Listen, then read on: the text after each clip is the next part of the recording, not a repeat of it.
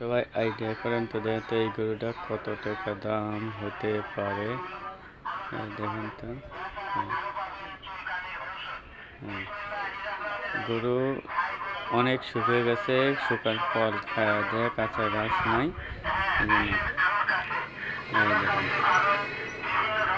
দেখুন, আইডিয়া করে কমেন্ট করে জানেন কত টাকা দাম হতে পারে এই গরুটা। এখনো দাঁতে নাই।